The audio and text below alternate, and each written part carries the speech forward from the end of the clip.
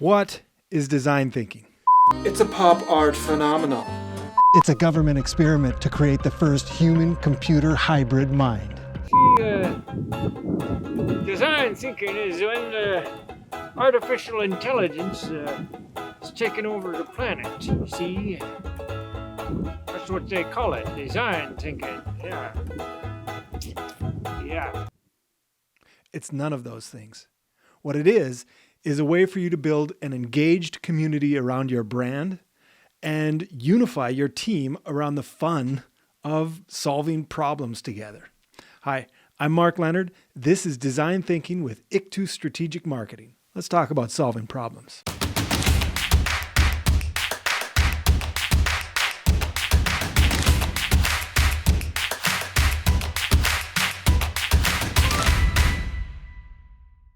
Design thinking is a philosophy, and a philosophy is just a way of thinking about the world. If design thinking is a philosophy and philosophy is a way of thinking about the world, then I'm going to say that design thinking is a way of thinking about the world of problems and solutions. The fact is that the world of humans is messy. We have problems, complicated ones. Problems that don't always have a single obvious right answer.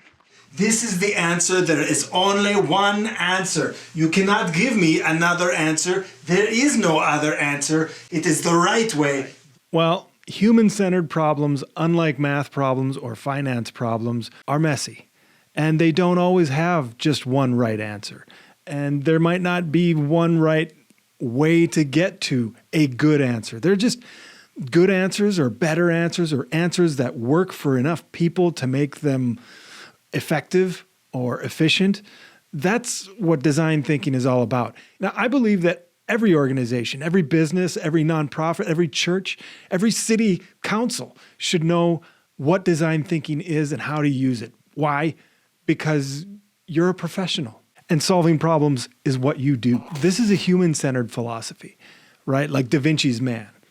Humans are at the center, and our behavior and our psychology and all of that, whatever. Humans are at the center of this philosophy. That's the idea. The first thing that you should do if you want to use this sort of philosophy to help you solve problems in your organization is figure out who are the humans within the gravitational pull of the problem that you're trying to solve.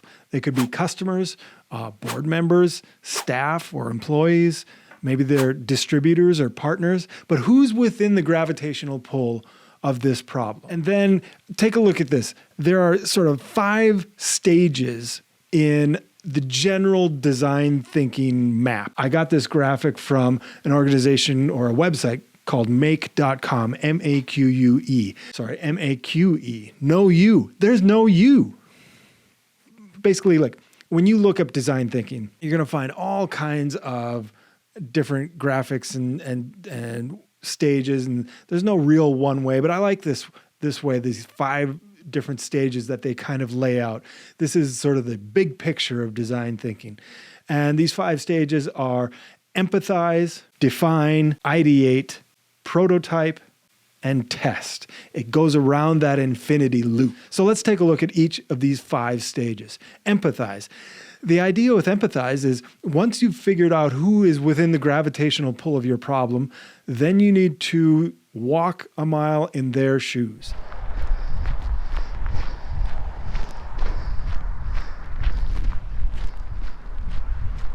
You need to empathize with their experience, with the way they think, with who influences them, the voices that are coming into their ears, what motivates them, what problems or jobs are they trying to get done.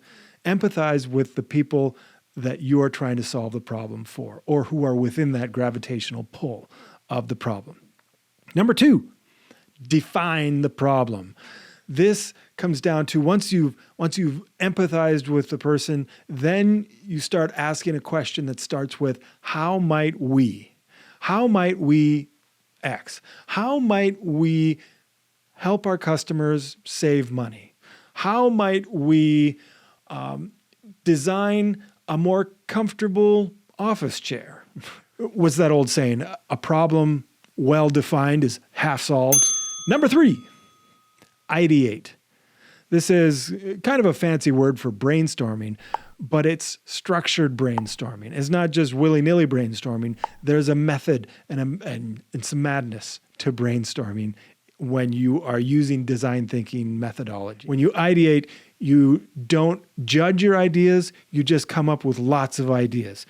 And then you prototype. You have to pick 1 or 2 of those ideas and run with it and make a fast and cheap prototype. Prototyping is one of the pillars of design thinking philosophy. You need to make it real. You need to make your ideas, your thoughts real so that people can experience those ideas and those thoughts and give you feedback. So prototyping is a must, because the next stage is testing. You want the people that you've identified, the humans that you've identified in that first step, to test your idea, test your prototype, and give you feedback. This is incredibly important because this is where you're learning. The goal is not to solve the problem at this stage. The goal is simply to learn.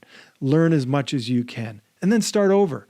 Take that feedback, empathize with their experience, define the new problem. Okay, now how might we blank? Based on the information that we have, we know that we have these kind of design criteria. So you start all over again. You make it better and better and better. This is the big picture of design thinking, this philosophy, this way of looking at solving problems. Okay, so what have we learned?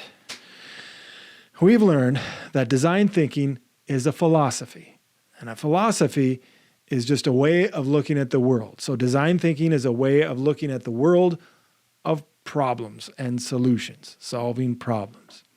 Within that world, there are sort of 5 big general stages or phases. Those 5 phases are: empathize with the people you're trying to solve the problem for. Define the problem. How might we?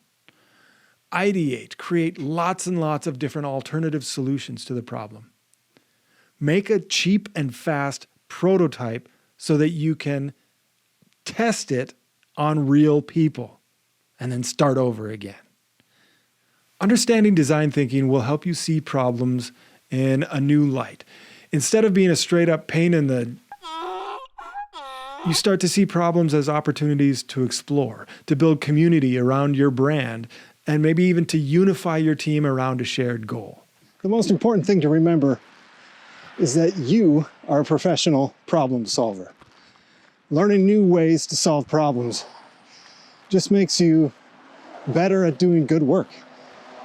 So if you want to run a workshop, if you need a guide to this whole world, this philosophy of design thinking, or if you want to talk about a human-centered problem that you're experiencing with your company, give me a call. Look me up.